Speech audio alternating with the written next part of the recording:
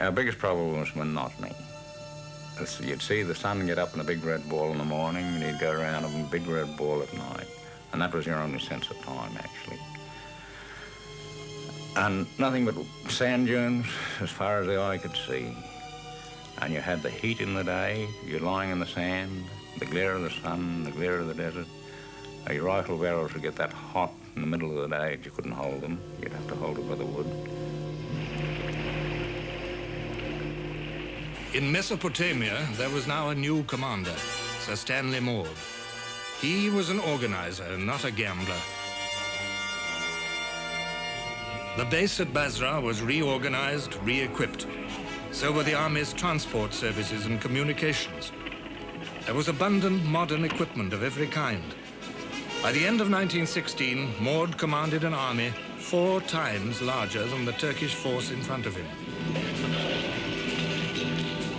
Maude was ready. When the British advanced this time, there was no gamble, no drama, no adventure. Maude's personality stamped the expedition with cool professionalism.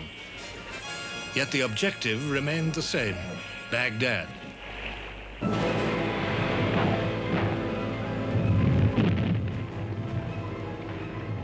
Carefully, irresistibly, Maude swept the Turks northward out of Kut, on up the river Tigris.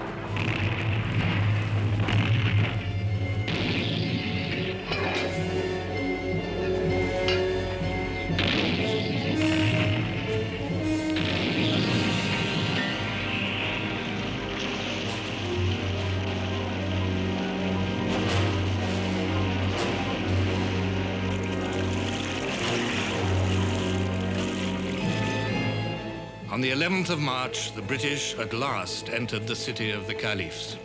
Nothing could have been more casual, easy, and unofficial than our entry into Baghdad. 4 of us, the colonel and the adjutant of the King's Own, a gunner officer and myself would be in first. The weariness of the long pursuit was forgotten. Here they were, in Baghdad, the goal of their desires.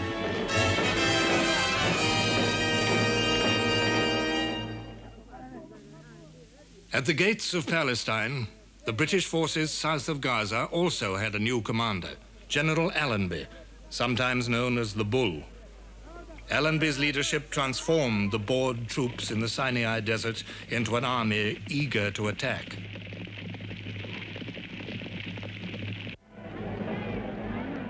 Preparations for a great offensive gathered speed. Allenby wrote home, "I shall not attempt anything on a big scale until I have got what has been promised me. I've made a lot of changes since I came out here and have now a good staff and some capable commanders.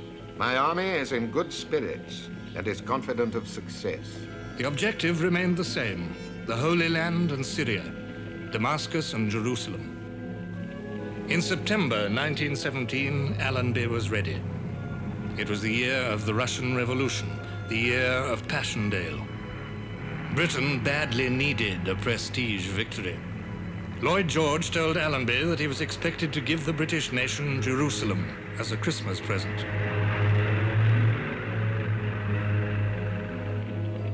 Cavalry was the instrument of victory.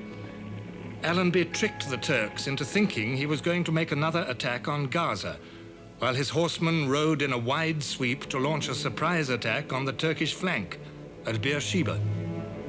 And the cavalry charge, which was made by the Australian Light Horse, was made with fixed bayonets on rifles in 3 lines of horsemen. Well, they charged through as the first line jumped over the first lot of trenches, and the Turks simply slung it in. They didn't put up a fight. Once the horsemen got in amongst them, that was the finish. Outfought, outmaneuvered, the Turks fell back, with Allenby in relentless pursuit. In 10 days, the British advanced 50 miles. Arab fishing boats carried essential supplies to beaches close behind the advancing army. While the Arabs hauled their craft ashore, Allenby's pursuit swept on. The Turks were split in 2, one group amid the orange groves of the plain of Sharon, and the other in the stony hills of Judea.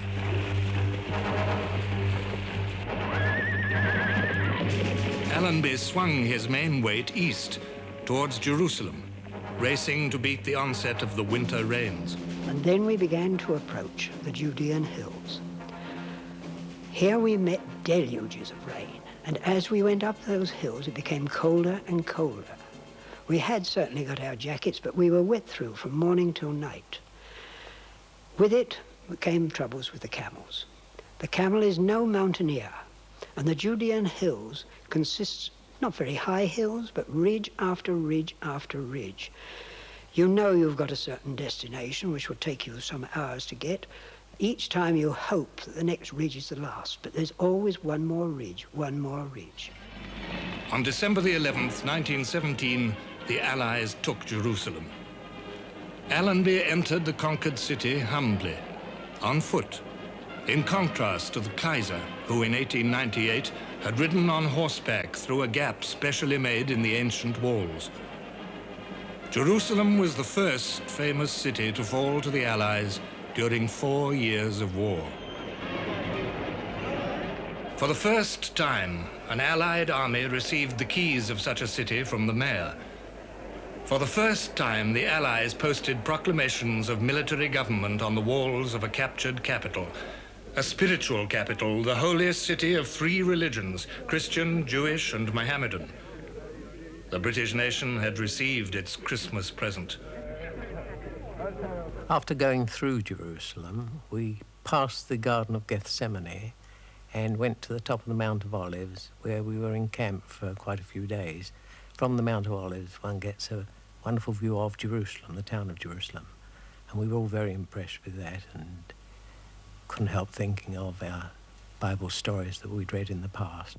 The Turkish Empire, so long senile and decadent, was crumbling into collapse.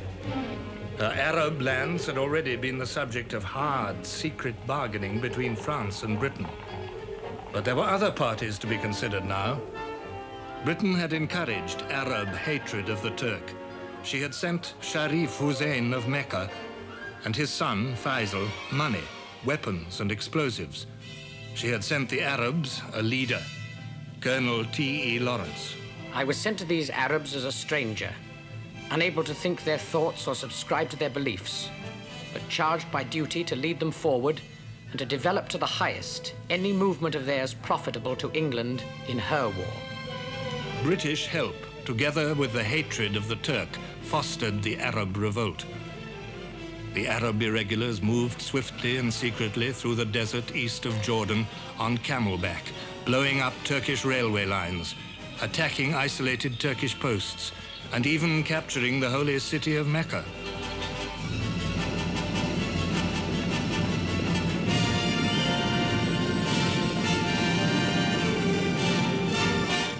"12,000 Turkish troops were tied down by the Arab irregulars, a valuable diversion of strength away from the decisive battles in Palestine. The Arabs believed that as a reward for their help, Great Britain would only conclude peace on terms that gave freedom to the Arab peoples.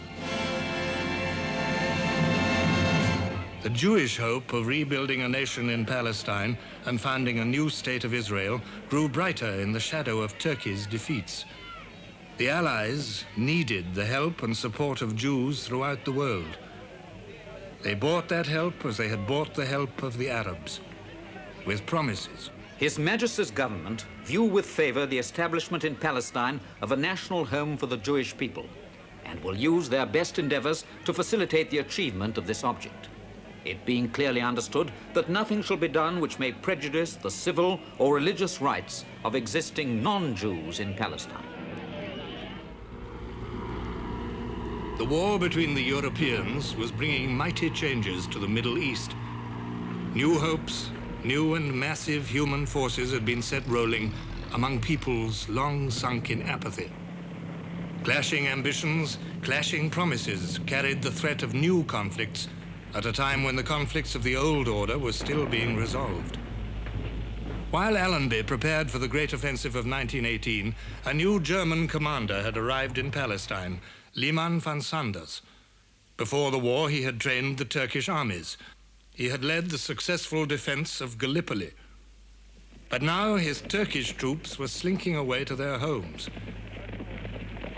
Only his German contingent could be relied on. Turkish Empire was near to death, but in the collapse of Imperial Russia, Turkish leaders saw an opportunity to carve out a new empire in the Caucasus and Persia. While the Turkish troops marched and fought in the Caucasus in pursuit of this fantasy, von Sanders faced Allenby outnumbered by 2 to 1.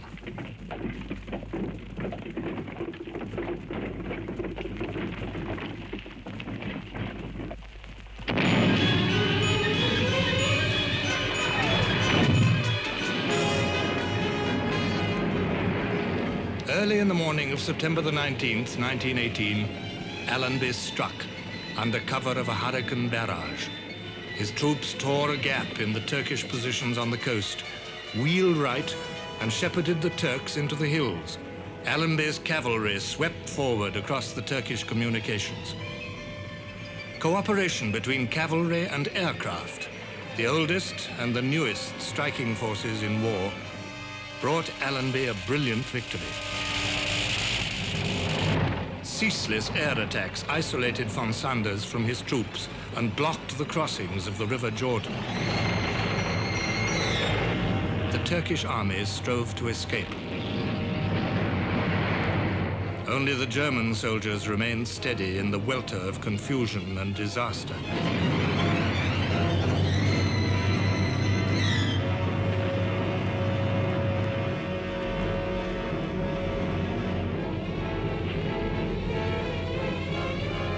The cavalry rode 70 miles in 24 hours to cut off the Turkish retreat to the north. In 3 days, Allenby destroyed 2 Turkish armies. Beyond the Jordan, in the twisted, barren hills, a 3rd Turkish army was cut to pieces by Arabs, avenging the cruelties of centuries of Turkish rule.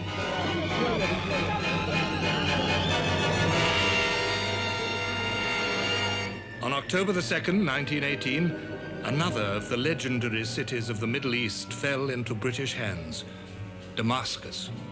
Allenby was the hero of the Arabs, but the moment of Arab liberation was poisoned by conflict between the different Allied promises. The problems of victory remained for others to solve.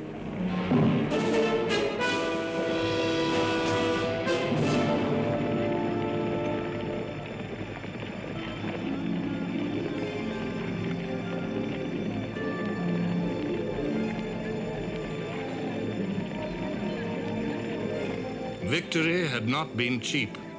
The campaigns in the Middle East had drawn in over 2 million soldiers of the British Empire. They had cost over 160,000 casualties. Painful marches and stern battles had barely affected the issue of the world's struggle. But the Turkish Empire had been destroyed. To Allies and Arabs alike, for the moment, this was enough.